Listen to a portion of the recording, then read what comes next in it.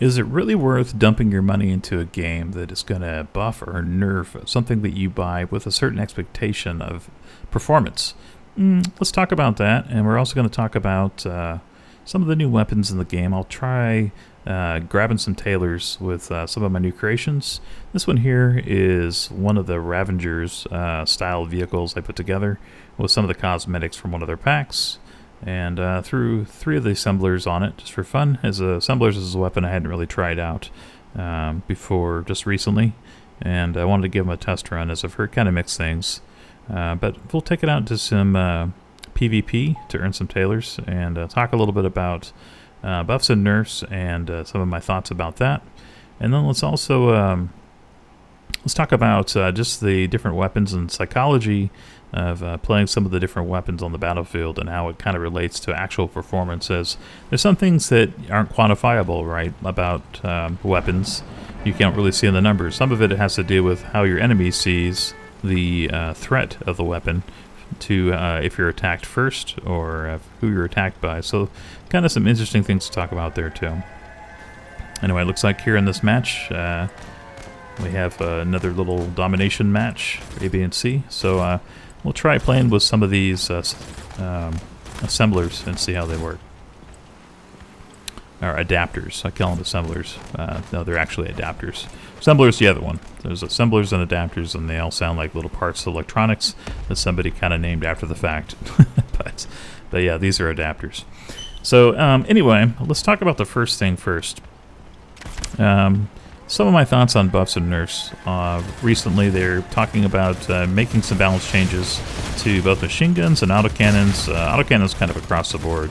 But they're going to be doing some reduction to damage, and then also lowering hit points of the autocannons themselves by like 5% or 10% in some cases. I saw a pretty big nerf to the Cyclone, for example, which took almost 100 points of durability. So my thoughts on it is, the people go into a purchase with their time or with their money, with the expectation that the thing that they're buying is going to perform in a certain way, right? So if I'm buying some of these adapters, I expect them to have the DPS they're going to do and to have a pulse fire and stuff like that. So, you go in and you purchase the adapter or, on the market, in this case, as you have to pretty much. With your time, either by crafting stuff or you go out and you buy the pack. And then, you expect it to perform in a certain way and keep its attributes and, be a good investment. But basically, what Targum and Gagem decide to do is sort of on a whim that they want to change things. They think that certain things are too powerful and others are not. It's sort of a betrayal of the trust between a customer and a seller when one goes and just changes things retroactively after the purchase is already made, right? So, I buy Cyclones, I expect them to have certain damage, but if they're suddenly 100 points less durability and they're 5% less damage, well, I might have made a different choice. So, my thought is, if you're going to take away some of the effectiveness and efficiency of a weapon, go ahead and offer a refund to everybody who bought that weapon and let them purchase it again if they want to have that weapon again after the changes are made. I think that's only fair, really. Now, I don't expect them to actually go through with that and do it, because then they wouldn't be making all the extra money on selling more coin packs. But I think it is probably right and even fair that if one chose to buy a Cyclone, maybe over a Tsunami, that they're given the chance again to maybe evaluate their decision and buy the thing that maybe makes more sense now, if there's going to be a major change in the game like that. Wow, this guy's going to get jacked up. Going back real quick to talk a little bit about psychology of weapons in the game. One thing you'll notice in this match here is that these guys are not targeting me. They're pretty much skipping over me, like this guy with his machine guns, and going directly after the drone launcher, or they're going after some of the other guys in the match that are a little bit more of a threat initially, right? You see somebody who's a shotgun wedge, you see someone who has drones, you're usually going to be a target before someone with adapters, right? Which adapters are not really seen as a major threat. So the nice thing is people will often drive right past you and go for other targets. So that can actually be an advantage that's not quantifiable on the battlefield, right? People talk about the numbers and how much damage something does, but people often forget about what the enemy thinks about the weapon you have and how big of a threat you are, and if they're going to aim their guns at you first, or if they're going to aim their guns at you last. And if they're going to aim their guns at you last, that means you're probably going to end up getting more kills, more assists, and just doing better overall. So that's not something that's talked about much when it comes to buffs and nerfs. But there is actually kind of a benefit of playing things that are not top tier weapons. As like in this case, you just survive a lot better, as people are not coming after you first and foremost if there's other options around you. Now, it still requires some good gameplay. But, some adapters and things that are not top tier weapons and they're way down on the list actually do have a couple advantages that people don't talk about much. In a little bit, I'll probably go and I'll play the brand new Toadfish, which I just purchased. But if you're not familiar with the game, it's those legendary crossbows. Now those are big and massive, and they stick out like a sore thumb. They are more powerful than the adapters are. And once somebody sees it, they're going to come after you and try to kill you. So let's go ahead and we'll grab that build real quick. By the way, this is all my recent builds here on the exhibition. Pretty much everything here I've built except for one of the shotgun wedges, but that's actually not on that page. So pretty much everything you saw there was a new build I made. Alright, so here is my little 3 Toadfish buggy. A lot of fun to play. It's just real simple. I used some of the founder's parts in this build to kind of complete the armor and make it pretty light as possible. Try to keep it under 10,000 power score. Oh, got a little glitch there. Looks like a little lag spike. But one thing, I got to play this a lot differently, because as soon as somebody sees you, like that shotgun wedge, for example, is going to aim directly at me and try to kill me, as I have a lot more threatening weapon than I would have with an adapter. So basically, the survivability on a gun like this is way worse than going with something like an adapter, or maybe an imp, or Fafnir, or whatever it is. You're not going to have the same level of threat. Now, if you're up against a bot, this pretty much you're fine. It's equal threat. But when you're up against a player and they recognize what you have on top of your vehicle, you're probably going to get targeted first. So anytime you see a shotgun wedge or something coming up your way, they're probably coming at you first, as these things are huge. They're easy to strip off. Yes, they do good damage and stuff. But everybody notices exactly what you have on your vehicle. Like, here's a good example. Somebody coming up on me. And they're going to try to stop you first, as you could pretty much end someone's entire gameplay with one well-placed shot if you flip their vehicle over. There we go. So we got some assistance. But you can see, they've already hit all 3 of my crossbows pretty well. And they came, beelining towards me, whereas with the adapters, people literally passed me for people with drones, as I was considered a non-threat. Alright, here's the guy. Finally got up on me, but we'll self-destruct on him before he realizes what happens here. There we go. So we got one more kill out of that. But, 3 kills is pretty typical, but I've often done much better with just using regular machine guns and stuff like that, or those adapters and stuff in a game, because people just kind of look over you, not trying to kill you first necessarily. We'll see how these guys do here. Anyway, so kind of going back to my other conversation about buffs and nerfs, my philosophy is pretty much that if you're going to have a game that buffs and nerfs weapons, it should be a game where everybody has the same access to weapons. You buy the game once, right? You pay $60 for it, or whatever the price is. And then you have access to all the weapons, and you can build whatever you want. Because then if Crossout decides to buff or nerf something, well, everybody has the same benefit and the same retraction. But that's not how Crossout is, right? Crossout, you put a lot more time into getting your weapons, and they're a lot more valuable. Some people even put real money, certainly a lot of time into it, if not. And so you have a certain expectation, and it's not the same as what the other guy is going to get. You decided to buy your tsunami cannons, and you didn't buy whatever it is. You didn't buy the Reaper, for example.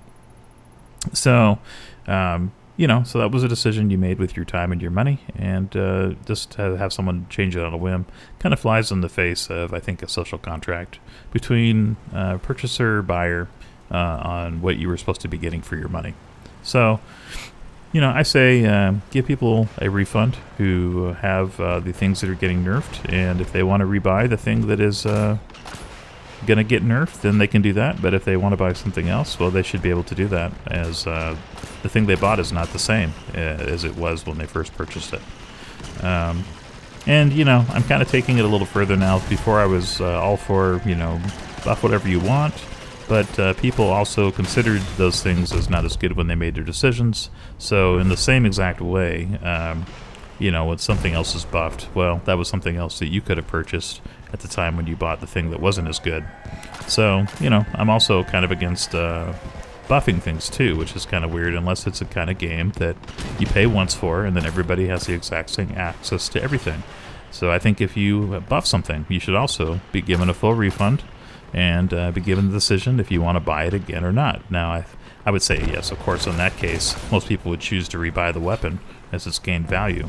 But it's only fair, right? If you're going to buff something, give them a choice. And if you're going to nerf something, give them a choice to either buy it again or buy something else. When people spend real money in this game and they want the thing to work the way they bought it, well, I think that's fair. Anyway, someone's behind me. Let's get off the sledge here. Anyway, that's enough about that. But as you can see here, kind of going back to the topic of psychology of weapons, certainly people do go after me when they notice me, but the way to play Toadfish is definitely to hide somewhere where you're not easy to get to, or not easy to notice. So this is kind of the perfect map for Toadfish. But at least I had one good match there. I'll say that I deleted quite a number of matches, though, where I instantly got, wedged by some shotgun build or Fafnir build and just destroyed immediately. So there's definitely a downside to playing the Toadfish, and that's it. So let's play a game with the autocannons. This one I have Cyclone and 2 Joules. So this build, would be worse if they go through with the patch notes. Now, one thing I like about what Crossout and the developers Gaugem and Targum does is they actually put this on a test server. They let people try it out. They let some feedback happen before they decide on doing something. And I have seen them actually change their mind on what they're going to go through with after some further testing. And I've also seen some times where the nerf wasn't quite enough and they actually nerf it more. So there's kind of no telling on what's going to happen with this. But I would say from a lot of the community feedback, there's been a pretty negative backlash against the nerf on pretty much autocannons across the board, as it kind of does, I think, take away more a viable option for a weapon class, and makes it far less interesting and kind of more of a pure assistance weapon. And it is sort of, anyway, at this time, sort of just an assistance weapon. It's very rarely you see somebody playing an autocannon in close proximity like a machine gun, though it is possible if you're really good at aiming and leading your shot. But I would say it takes more skill, which is definitely something you need to consider when you're talking about changing a gun. Is the gun something it takes more skill to play? One reason why retchers are really powerful is they take a little bit more skill to play, as it's kind of a slow-moving lobbed object that you have to make contact with the enemy with, and it's harder to make that shot versus a machine gun that is basically hit scan weapon. You put the cursor over and the bullet is instantly on the enemy as soon as you press the trigger. So it's making a graphical representation of a bullet going across, but it's actually instantly calculated when you press the trigger. Let's see if we can get a couple more kills here. Ooh, that's not good. There's really nowhere to go on a shot like this, but try to keep the fire damage to a minimum. But yep, I lost most of my weapons there. But at least we didn't die. But that was a well-placed fire shot as I get pushed out of the way by our friendly shotgun wedge. Hopefully he'll go and get us vengeance. But anyway, I don't think in the scheme of things that autocannons need a nerf for sure. There's some things that I'm actually kind of questioning why they're getting buffed. I do like the tracks are getting buffed. That's great. But, you know, again, my philosophy is kind of against both buffing and nerfing things unless you're giving people the option to repurchase something else. But, you know, in the scheme of things, it doesn't seem like a bad decision in that case, but some of the weapon choices are very questionable at best. All right, let's try the old handy-dandy shotgun wedge, everybody's favorite cheap and easy tactic. And this one, now equipped with the Spark 3, as there's just so many drones out in Crossout these days. It's good to have some kind of countermeasure against any sort of fused drones, or more annoyingly, the annihilators, which pretty much show in a lot of the high power score matches, so at least this has some countermeasure against them. Though shotguns actually are a pretty good counter against small drones like that. Anyway, so alright, I guess we're going to go for the action. So I'll follow my team in and see how we do. But unsurprisingly, this is a pretty powerful build.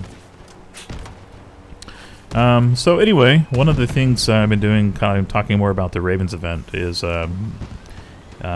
building spikes. So that's what I'm doing with my tailors in this match here, is I'm putting together 300 tailors to build my second crossbow, as I've already got my first out of the way.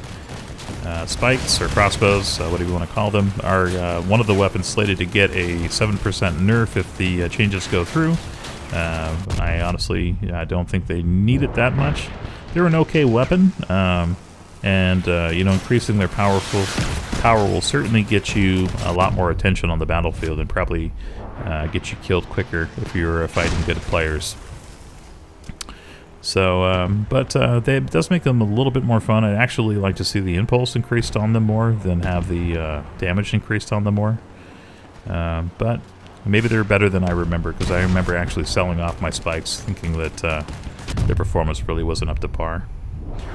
But shotgun wedges are pretty much still the dominant thing, except for people who play hovers. And, you know, of course, hover players right now are pretty dominant on the field too. You see a lot of them with Helios and shotguns and cricket launchers and stuff like that. But, you know, with a spark like this, you can pretty much be a pretty good counter to a hover. Looks like that guy's going to make a run for it, so let's see if we can chase him down around before they cap out. They only have 1 out of 3 points right now, but we do need to stop them, as they still have 3 players, and I think... Can't really tell from my radar here, because I guess my radio got knocked off. Oh no, hold on, we're close enough now. So yeah, they're pretty much up by cap for the most part. So anyway, yeah, so I'm going to probably get 3 spikes, and I have 3 Toadfish now, and then I don't know if I'm going to bother with anything else. I also got the new Damascus Steel paint, as I kind of like just the texturized look of that for paint. But there's also some new games coming out. One of them is called Space Haven that I'm going to be playing soon. And I'm trying to decide if I want to bring that to the channel or not. But there's another 18 tailors, and that should certainly be enough for getting another crossbow. That pretty much sums up what I wanted to talk about in the episode. And hopefully you guys enjoyed watching a couple of my matches to earn some more tailors here in the special event. And thanks for watching. I'll see you guys in some future episode here on the Gamer Guy channel. All right, bye-bye.